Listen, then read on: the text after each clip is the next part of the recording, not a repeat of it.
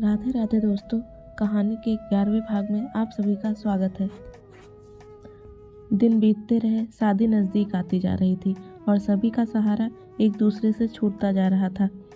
सुधा के मन पर जो कुछ भी था धीरे धीरे मरघट की उदासी की तरह बैठता जा रहा था और चंदर अपने प्यार से, अपनी मुस्कानों से, अपने आंसुओं से धो देने के लिए व्याकुल हो उठा।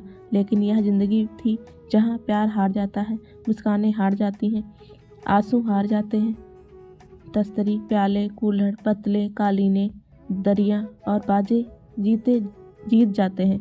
जहाँ अपनी ज़िंदगी की प्रेरणा मूर्ति के गिरने के बजाय कुल्हड़ और प्याले गिनवाकर रखने पड़ते हैं और जहाँ किसी आत्मा की उदासी को अपने आंसुओं से धोने के बजाय पत्तले धुलवाना ज़्यादा महत्वपूर्ण होता है।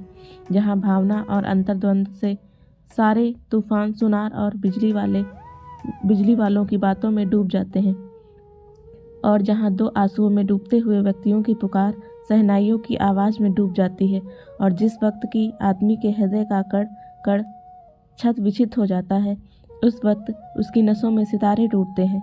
जिस वक्त उसके माथे पर आग धधकती है, जिस वक्त उसके सिर पर आसमान और पांव तले से धरती हट जाती है, उस समय उसे शादी की साड़ियों का मोल तोल करना पड़ता है और बाजे वाले को एडवांस रुपया देना पड़ता है। ऐसी थी उस वक्त चंदर की ज़िंदगी और उस वक्त ज़िंदगी ने अपना चक्र पूरी तरह चला दिया था। करोड़ों तूफान घुमड़ाते हुए उसे नचा रहे थे। वह एक क्षण भी कहीं टिक नहीं पाता था। एक पल भी उसे चैन नहीं था। एक पल भी वह यह नहीं सोच पाता था कि उसके चारों ओर क्या हो रहा है। वह बेहोशी में, मूर्छा में मशीन की तरह काम कर रहा था। आवाज़ें थी कि उसके कानों से टकरा कर चली जाती थी। आंसू थे कि हृदय को छू नहीं पाते थे। चक्र उसे फंसा कर खींचे लिए जा रहा था। बिजली से भी ज़्यादा तेज, प्रलय से ज़्यादा सशक्त वह खींचा जा रहा था। सिर्फ एक और, शादी का दिन। सुधा ने नथुनी पहनी, उसे नहीं मालूम। सुधा ने कोरे कपड़े पहने, उसे नहीं मालूम। सुधा ने चूड़े पहने, उसे नहीं मालूम। घर में गीत हुए, उसे नहीं मालूम। सुधा ने चूल्हा पूछते वक्त अपना सर पटक दिया, उसे नहीं मालूम।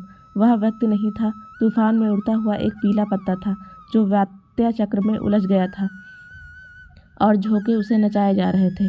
और उसे होश तब आया जब बिनती ज़बरदस्ती उसका हाथ पकड़कर खींच ले गई। बारात आने के एक दिन पहले उस छत पर जहाँ सुधा पड़ी रो रही थी, चंदर को ढकेल कर चली गई। चंदर के सामने सुधा थी, सुधा जिससे वह पता नहीं क्यों बचना चाहता था। अपनी आत्मा के संघर्षों से, अपने अंतःकरण के घावों की कसक से घबरा कर, जैसे कोई आदमी एकांत कमरे से भागकर भीड़ में मिल जाता है, भीड़ के निरर्थक शोर को अपने में खो देना चाहता है, बाहर के शोर में अंदर का तूफान भुला देना चाहता है, उसी तरह चंदर पिछले हफ्ते से सब कुछ भूल गया था। उसे सिर्फ एक चीज़ याद रहती थी, शादी का प्रबंधन। सुबह से लेकर सोने के वक्त तक वह इतना काम कर डालना चाहता था कि उसे एक क्षण भी बैठने का मौका ना मिले और सोने से पहले वह इतना थक जाए, इतना चूर चूर हो जाए कि लेटते ही नींद उसे जकड़ ले और वह उसे बेहोश कर दे। लेकिन उस वक्त बिनती उसे उसके विस्मरण स्थल से खींचकर एकांत में ले आई, जहाँ उसकी ताकत और उसकी कमजोरी, उसकी पवित्रता और उसका पाप, उसकी मुस्कान और उसके आंसू, उसकी प्रतिभा और उसकी स्मृति, उसकी सुधा अपनी ज़िंदगी के चिरंतन मोड़ पर खड़ी अपना सब कुछ लुटा रही थी। चंदर को लगा जैसे उसको अभी चक्कर आ जाएगा। वह अकुला कर खाट पर बैठ गया। शाम थी, सूरज खूब डूब रहा था और दिन भर की तपी हुई छत पर जलती हुई बरसाती के नीचे एक खरहरी खाट पर सुधा लेटी थी। एक महीन पीली धोती पहने, कोरी मार्किन का कुर्ता पहने, रूखे चिकटे हुए बाल और नाक में बहुत सी बड़ी नथ। 15 दिन के आंसुओं ने चेहरे को जाने कैसा बना दिया। न चेहरे पर सुकुमारता थी, न कठोरता, न रूप था, न ताजगी। सिर्फ ऐसा लगता था कि जैसे सुधा का सब कुछ लुट चुका है। न केवल प्यार और जिंदगी लुटी है, वरन आवाज़ भी लुट गई है और नीरवता भी, वैभव भी लुट गया है और याचना भी। सुधा ने अपने पीले पल्ले से आंसू पोंछे और उठकर बैठ गई। दोनों चुप। पहले कौन बोले? बिनती आई, चंदर और सुधा का खाना रखकर चली गई। खाना खाओगी सुधा? चंदर ने पूछा। सुधा कुछ नहीं बोली, सिर्फ सिर हिला दिया और डूबते हुए सूरज और उड़ते हुए बादलों की ओर देखकर जाने क्या सोचने लगी। चंदर ने थाली खिसका दी और सुधा को अपनी ओर खींचकर बोला, सुधा इस तरह कैसे काम चलेगा? तुम्ही को देखकर तो मैं अपना धीरज संभालूंगा। बताओ, और तुम ही यह कह रही हो? सुधा चंदर के पास खिसक आई और 2 मिनट तक चुपचाप चंदर की ओर फटी हुई पथराई आंखों से देखती रही और एकदम हृदय को फाड़ देने वाली आवाज़ में चीख कर रो उठी। चंदर, अब क्या हो गया? चंदर की समझ में नहीं आया वह क्या करे। आंसू उसके सूख चुके थे, वह रो नहीं सकता था। उसके मन पर कोई पत्थर रखा था जो आंसुओं की बूंदों को बनने के साथ ही सोख लेता था, लेकिन वह तड़प उठा। सुधा, वह घबरा कर बोला। सुधा, तुम्हें हमारी कसम है, चुप हो जाओ। चुप, बिल्कुल चुप। हाँ, ऐसे ही। सुधा चंदर के पाँव में मुँह छिपाए हुए थी। उठकर बैठो ठीक से सुधा, इतना समझ बूझकर यह सब करती हो। छी, तुम्हें अपना दिल मजबूत करना चाहिए, वरना पापा को कितना दुख होगा। पापा ने तो मुझसे बोलना भी छोड़ दिया है चंदर। पापा से कह दो आज तो बोल ले, कल से तो हम उन्हें परेशान करने भी नहीं आएंगे, कभी नहीं आएंगे। अब उनकी सुधा को सब ले जा रहे हैं, जाने कहाँ ले जा रहे हैं। और वह फिर फपक कर रो उठी। चंदर ने बिनती से पापा को बुलवाया। सुधा को रोते हुए देखकर बिनती खड़ी हो गई।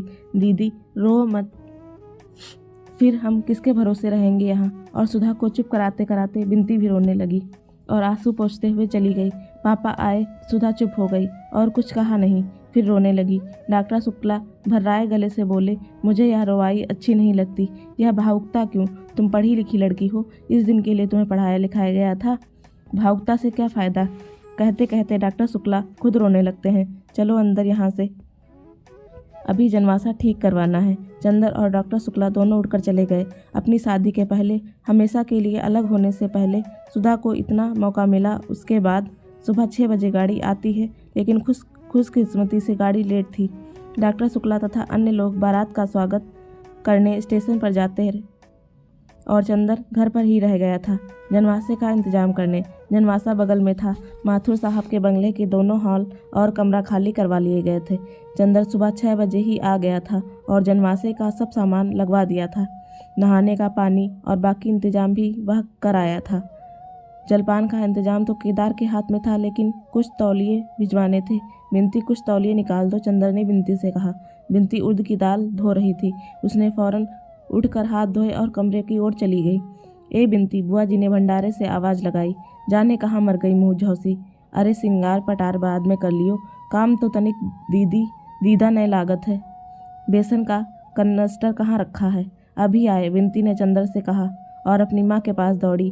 15 मिनट हो गए, लेकिन बिनती लौटी ही नहीं। ब्याह का घर हर तरफ से बिनती को पुकार मचती और बिनती पंख लगाए उड़ रही थी। जब बिनती नहीं लौटी तो चंदर ने सुधा को ढूंढ कर कहा, सुधी, एक बहुत बड़ा सा तौलिया निकाल दो। सुधा चुपचाप उठी और स्टडी रूम में चली गई। चंदर भी पीछे पीछे गया। बैठो, अभी निकाल कर लाते हैं, सुधा ने भरी हुई आवाज़ में कहा और बगल में कमरे में चली गई।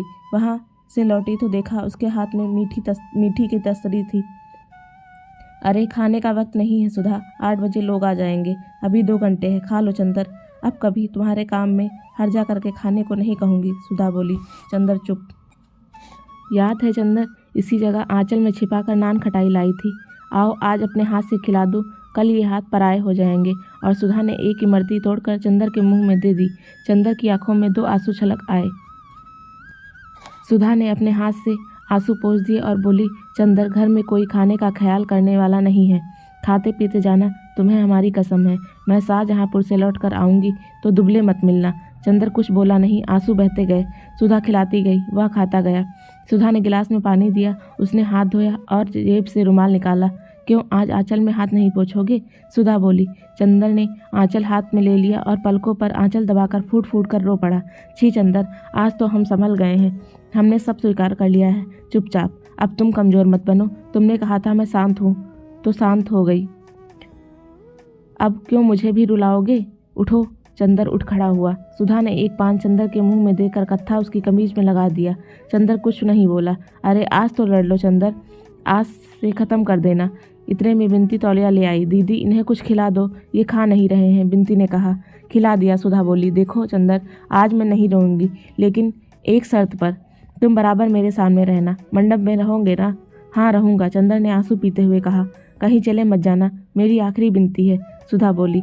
चंदर तौलिया लेकर चला गया।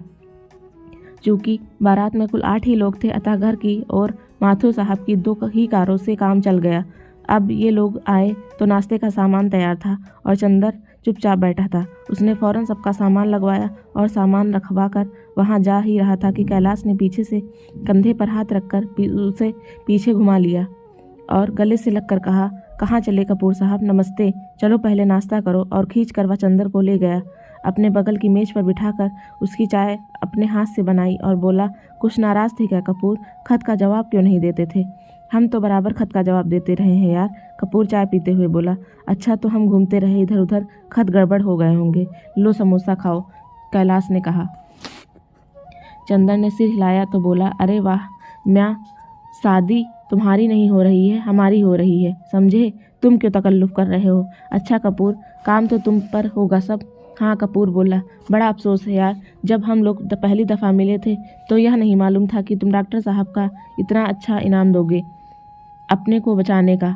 हमारे लायक कोई काम हो तो बताओ, आपकी दुआ है, चंदर ने सिर झुकाकर कहा। और सभी हंस पड़े। इतने में शंकर बाबू साहब के साथ आए और सब लोग चुप हो गए।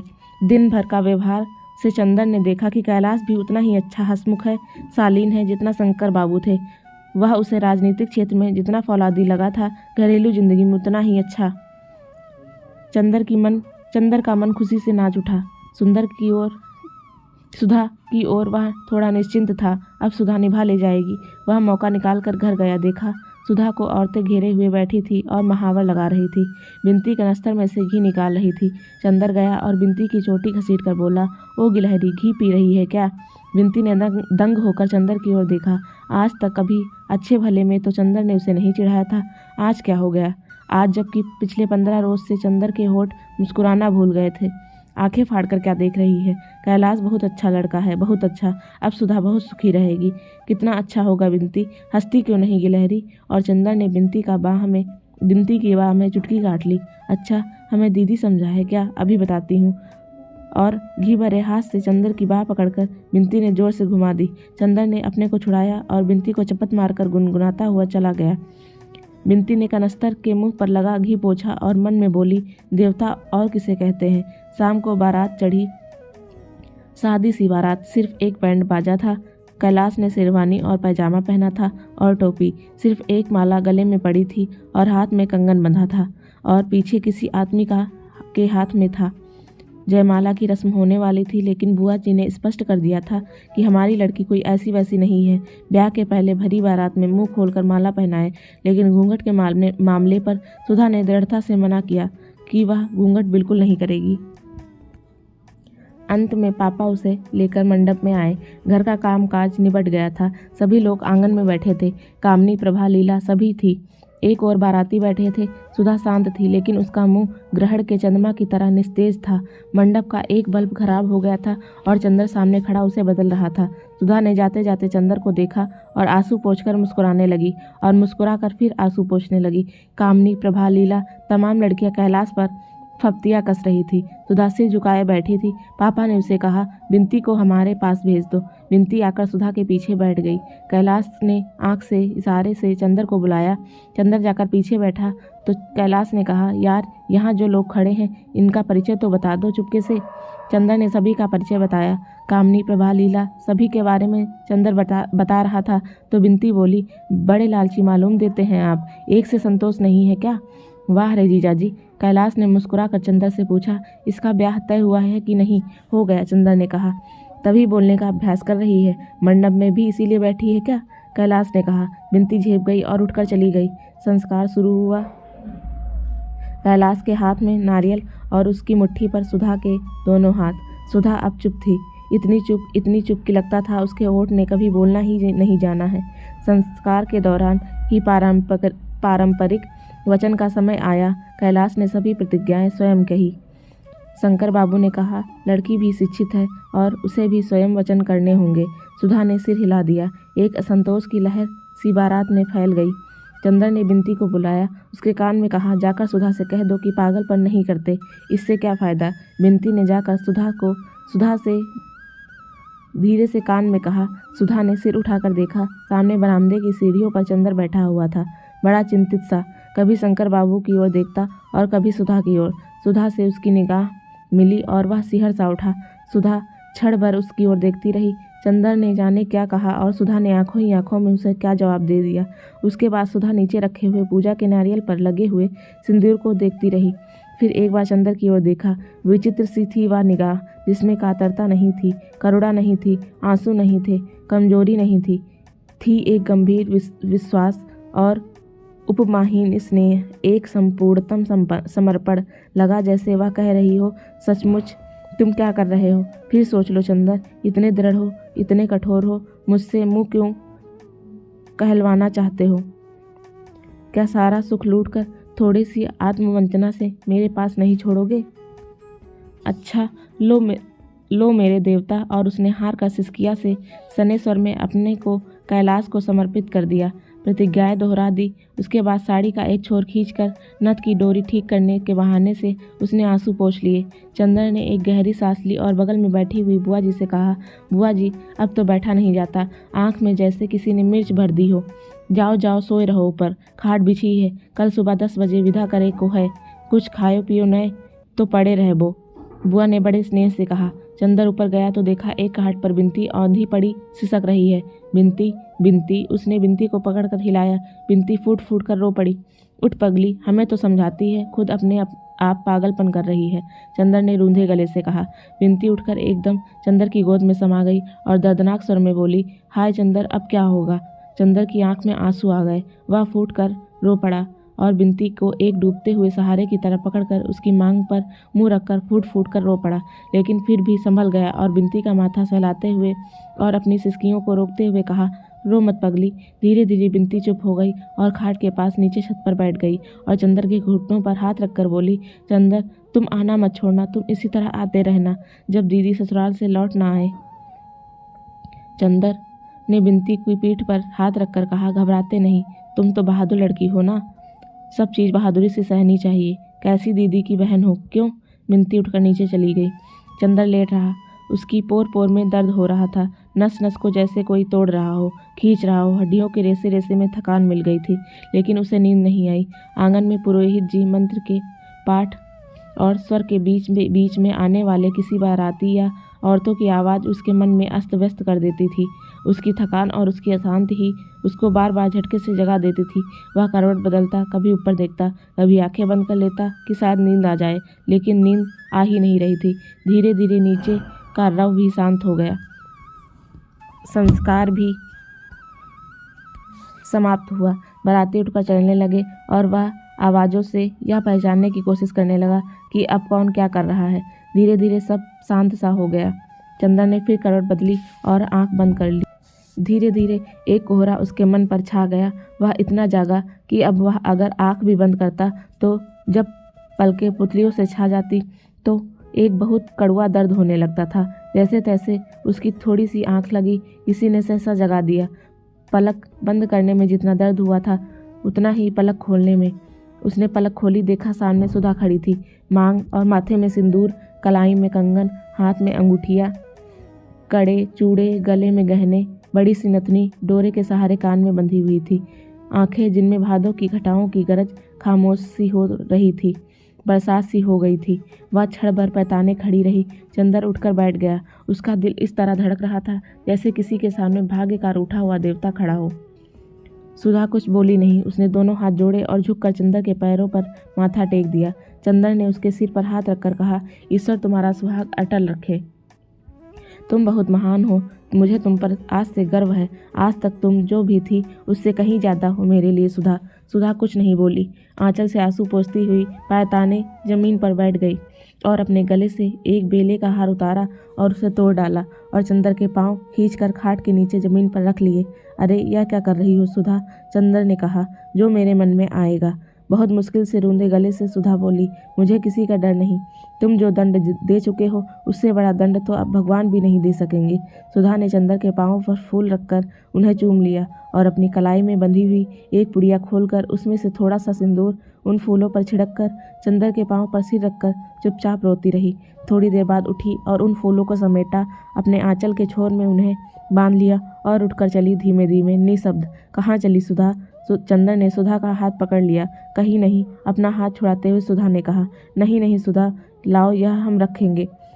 चंदर ने सुधा को रोकते हुए कहा, बेकार है चंदर, कल तक परसों तक ये जूठे हो जाएंगे देवता मेरे।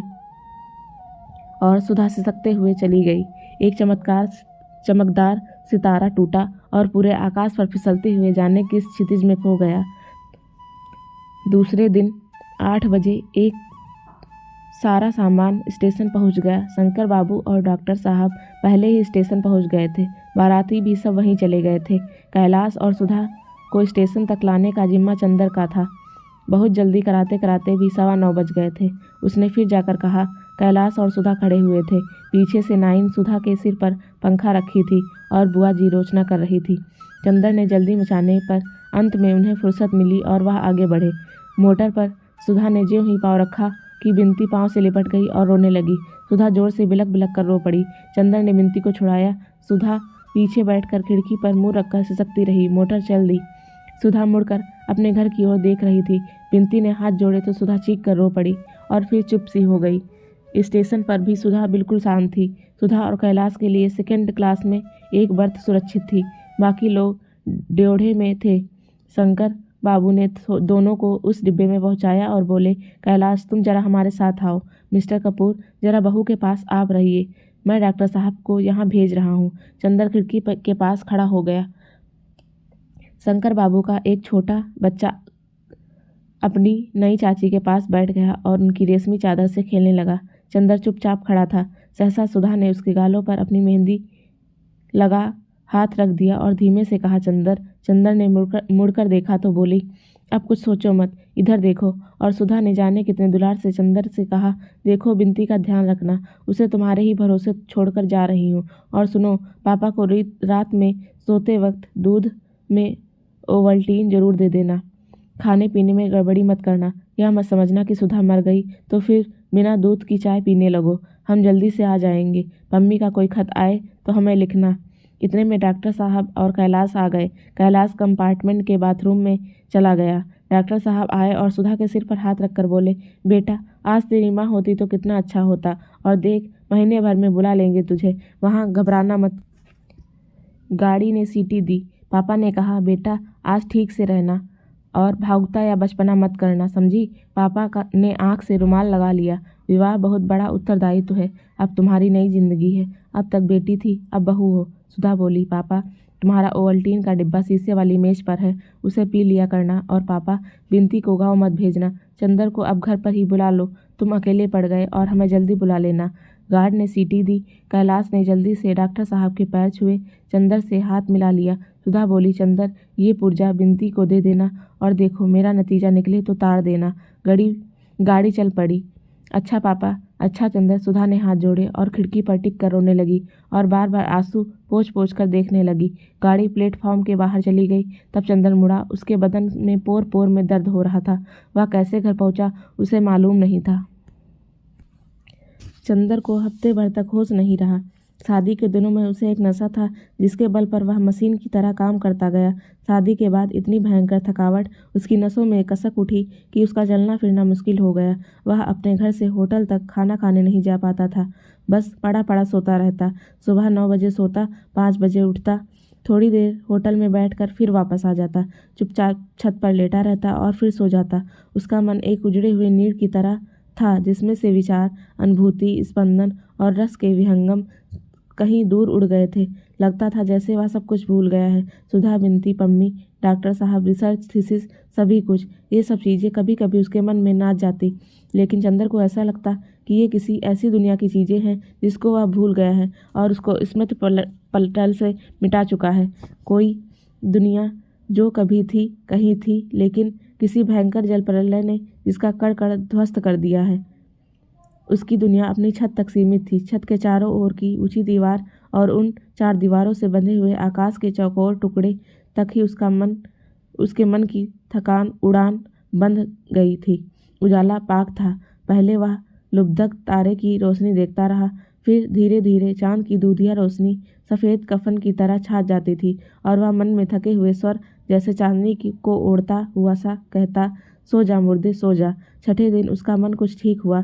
थकावट जो एक केचुल की तरह उस पर छाई हुई थी धीरे धीरे उतर गई और उसे लगा जैसे मन में कुछ टूटा हुआ सा दर्द कसक रहा है। यह दर्द क्यों है, कैसा है, उसके कुछ समझ में नहीं आ रहा था। 5 बजे थे लेकिन धूप बिल्कुल नहीं थी। पीले उदास बादलों की एक झीनी तह से ने ढलते हुए आषाढ़ के सूरज को ढक लिया था। हवा में एक ठंडक आ गई थी। लगता था कि झोंके किसी वर्षा के देश से आ रहे हैं। वह उठ नहाया और बिन्ती के घर चल पड़ा। डॉक्टर शुक्ला लान पर किताब लिए टहल रहे थे। हाथ 5 दिनों में जैसे वह बहुत बूढ़े हो गए थे। बहुत झुके हुए निस्तेज चेहरा, डबडबाई आंखें और चाल में जैसे उम्र थक गई हो। उन्होंने चंदर का स्वागत भी उस तरह नहीं किया जैसे पहले करते थे। सिर्फ इतना बोले, चंदर। 2 दफ़े ड्राइवर को भेजकर बुलाया तो तुम सो रहे थे। अब अपना सामान यहीं ले आओ।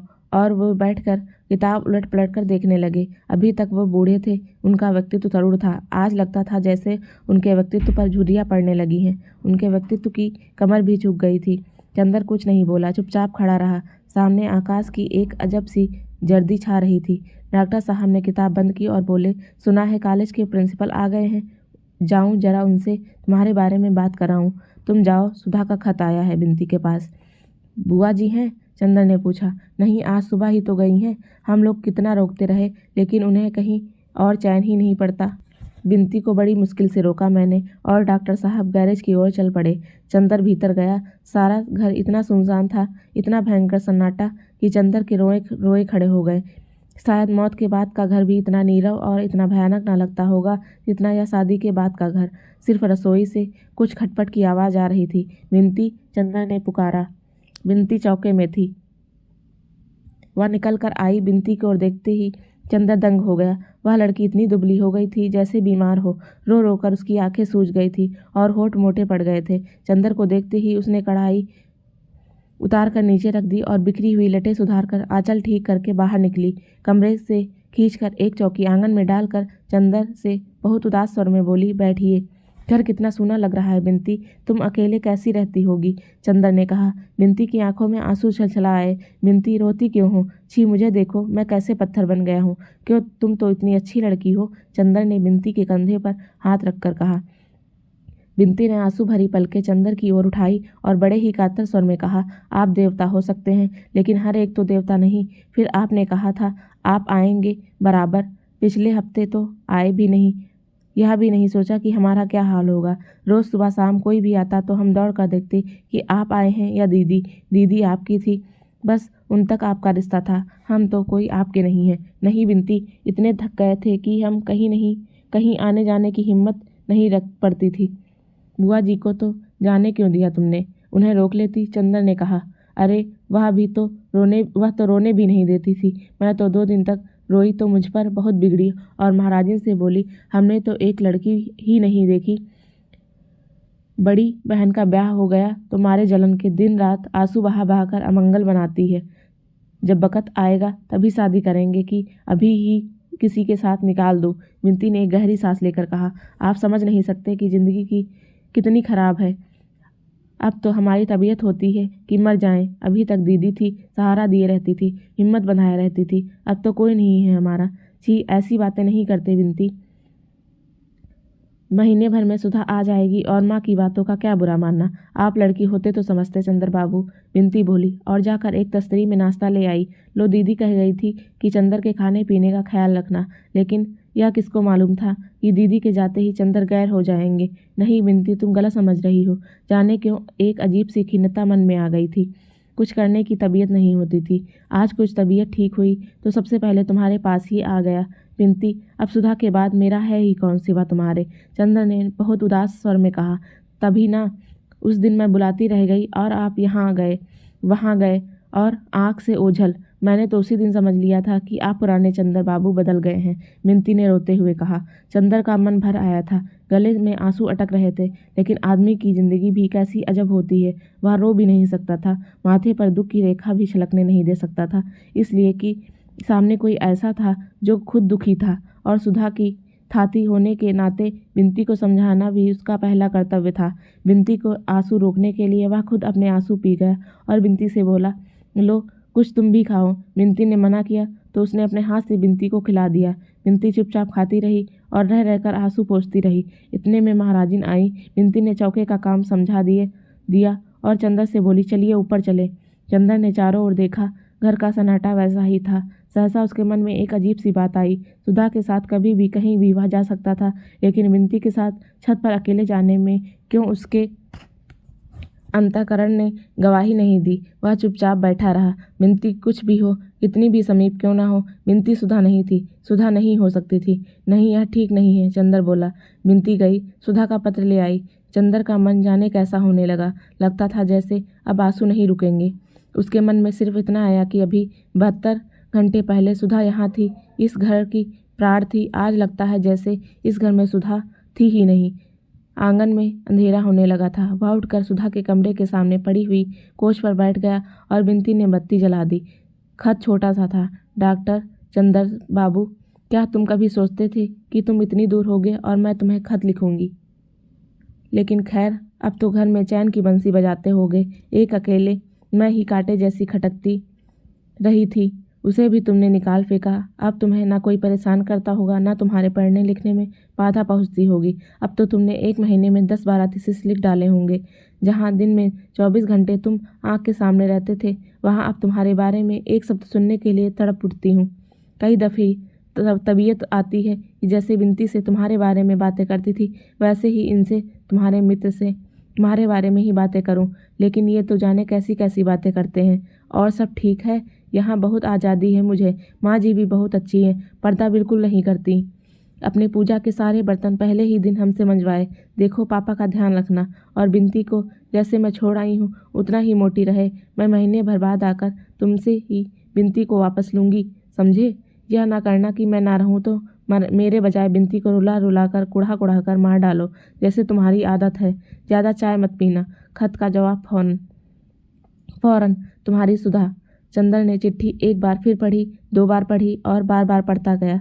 हल्के हरे कागज पर छोटे छोटे काले अक्षर में जाने कैसे लग रहे थे, जाने क्या कह रहे थे। छोटे छोटे अर्थात कुछ उनमें अर्थ था जो शब्द से भी ज़्यादा गंभीर था। युगों पहले व्याकरणों में उन शब्दों का जो अर्थ निश्चित किए थे, सुधा की कलम से जैसे उन शब्दों का एक नया अर्थ मिल गया था। चंदर बेसुध सा तन्मय होकर उस खत को बार बार पढ़ता गया और किस समय वे छोटे छोटे नादान अक्षर उसके हृदय के चारों ओर कवच जैसे बौद्धिकता और संतुलन के लौह पत्र को चीरकर अंदर बिंध गए और हृदय की धड़कनों को मरोड़ना शुरू कर दिया था, यह चंदर को खुद नहीं मालूम हुआ। और जब तक उसकी पलकों से एक गर्म आंसू खत पर नहीं टपक पड़ा, लेकिन उसने बिंती से वह आंसू छिपा लिया और खत मोड़कर बिंती को दे दिया। बिंती ने खत लेकर रख लिया और बोली, अब चलिए खाना खा लीजिए। चंदर इनकार नहीं कर सका। महाराजी ने थाली लगाई और बोली, भैया नीचे अबहिन आंगन धोवा जाई, आप जाए के ऊपर खा लो। चंदर को मजबूरन ऊपर जाना पड़ा। बिंती ने खाट बिछा दी, एक स्टूल डाल दिया, पानी रख दिया और नीचे थाली लाने चली गई। चंदर का मन भारी हो गया था। यह वही जगह है, वही खाट है जिस पर शादी की रात वह सोया था। इसी के पैताने सुधा आकर बैठी थी, अपने नए सुहाग में लिपटी हुई सी। यहीं पर सुधा के आंसू गिरे थे। बिंती थाली लेकर आई और नीचे बैठकर पंखा करने लगी। हमारी तबीयत तो है ही नहीं खाना खाने की बिंती, चंदर ने भर्राए हुए स्वर में कहा। अरे, बिना खाए पिए कैसे काम चलेगा? और फिर आप ऐसा करेंगे तो हमारी क्या हालत होगी? दीदी के बाद और कौन सहारा है? खाइए। और बिंती ने अपने हाथ से एक कौर बनाकर चंदर को खिला दिया। चंदर खाने लगा। चंदर चुप था, वह जाने क्या सोच रहा था। बिंती चुपचाप बैठी पंखा झल रही थी। क्या सोच रहे हैं चंदर आप? बिंती ने पूछा। कुछ नहीं, चंदर ने इतनी ही उदासी से कहा। नहीं बताइएगा? बिंती ने बड़े कातर स्वर से कहा। चंदर एक फीकी मुस्कान के साथ बोला, बिंती, अब तुम इतना ध्यान ना रखा करो, तुम समझती नहीं बाद में कितनी तकलीफ होती है। सुधा ने क्या कर दिया यह वह खुद नहीं समझती। कौन नहीं समझती? बिंती ने एक गहरी सांस लेकर कहा। दीदी? दीदी नहीं समझती या हम नहीं समझते? सब समझते हैं, लेकिन जाने मन कैसा पागल है कि सब कुछ समझकर धोखा खाता है। अरे, दही तो आपने खाया ही नहीं। वह पूड़ी लाने चली गई और इस तरह दिन कटने लगे।